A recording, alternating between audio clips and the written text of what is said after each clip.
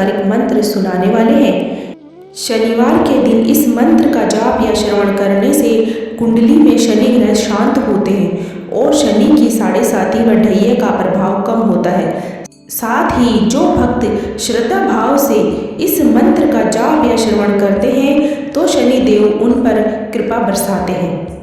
भगवान शनिदेव के प्रकोप और बुरी दृष्टि से हर व्यक्ति बचना चाहता है। ज्योतिष में एक तरफ जहां शनि ग्रह को क्रूर ग्रह के रूप में देखा जाता है तो वहीं शनिदेव न्याय प्रधान देवता भी कहलाते हैं, क्योंकि वे अपने भक्तों को अनेक कर्मों के अनुसार ही शुभ और अशुभ फल देते हैं। जीवन में सुख समृद्धि और शांति बनी रहे, इसके लिए शनिवार के दिन शनिदेव की पूजा जरूर करनी चाहिए और साथ ही इनके मंत्रों का जाप और श्रवण भी करना चाहिए। कहा जाता है कि जिन भक्त को शनिदेव का आशीर्वाद प्राप्त हो जाता है वह रंग से राजा बन जाता है और उनके जीवन के सारे कष्ट व दुख दर्द समाप्त हो जाते हैं। शनिदेव को प्रसन्न रखने के लिए इस मंत्र का जाप अवश्य करें। इस मंत्र का जाप शनिवार के दिन करने से कुंडली में शनि ग्रह शांत होते हैं और शनि की 7.5 व ढैया का प्रभाव कम होता है। साथ ही जो भक्त श्रद्धा भाव से इस मंत्र का जाप या श्रवण करते हैं तो उन पे शनिदेव बहुत जल्द ही कृपा बरसाते हैं। तो आप केवल एक बार भगवान शनिदेव पर पूरा विश्वास करके इस मंत्र को पूरा सुनना। आप यकीन मानिए आप पर भगवान शनिदेव कृपा जरूर बरसाएंगे। आपके जीवन की सभी मनोकामनाएं पूरी हो जाएगी। तो आइए प्रभु का ध्यान करके सच्चे मन से मंत्र को पूरा सुन लेते हैं। बस आपको एक बात ध्यान में रखना है कि मंत्र को पूरा 108 बार सुनना है या इससे ज़्यादा ही सुनना है, मतलब कि वीडियो को पूरा सुनना है। सुनते सुनते आप ध्यान मग्न हो जाएंगे। आप अपने घर या दुकान पर कहीं भी इस मंत्र को सुन सकते हैं। हम आशा करते हैं आपको शीघ्र ही लाभ मिलेगा। अगर आपको हमारा वीडियो पसंद आए तो वीडियो को दिल से एक लाइक अवश्य करना। ऐसी ही वीडियो देखने के लिए हमारे चैनल अनमोल मंत्र को सब्सक्राइब ज़रूर करें। कमेंट में जय शनिदेव लिखना ना भूलें। तो आइए मंत्र को पूरा श्रवण कर लेते हैं।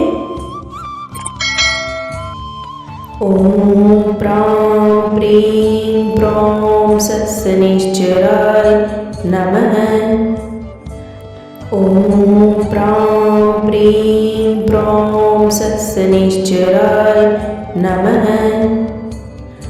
ओम प्रां प्रीं प्रौं सत्सनिश्चराय नमः।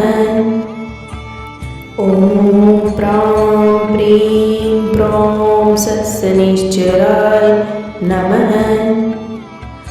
ओम प्रां प्रीं प्रौं सत्सनिश्चराय नमः।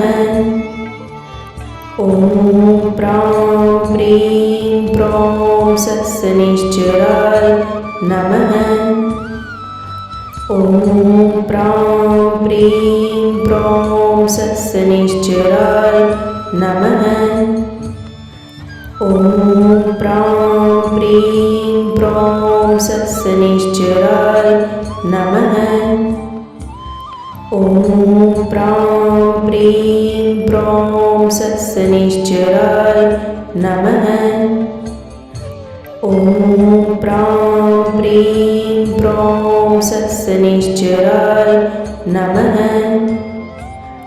ओम प्रां प्रीं प्रौं सत्सनिश्चराय नमः। ओम प्रां प्रीं प्रौं सत्सनिश्चराय नमः। ओम प्रां प्रीं प्रौं सत्सनिश्चराय नमः।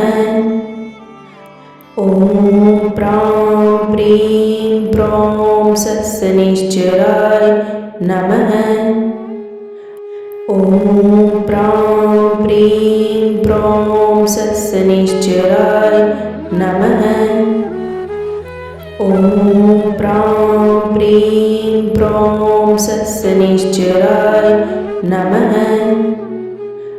ओम प्रां प्रीं प्रौं सत्सनिश्चराय नमः। ओम प्रां